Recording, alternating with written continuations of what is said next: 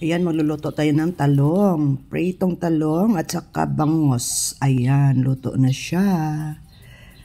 Ayan, ganito pala.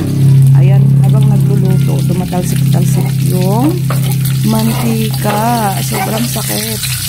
Ayan, ang hirap pa ganito. Nakakatakot yung mantika eh. Kasi nakakapasok.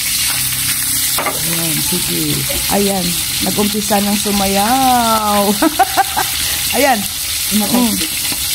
Ayan, tumatalsik ang mantika. Go! Go, go, go! Parang sumasayaw lang, oh. Sige. Oops! Karate Kid ata. Oh. Ayan, kumukuha ng pantabon. Aya! Ya! Ano yan, ate?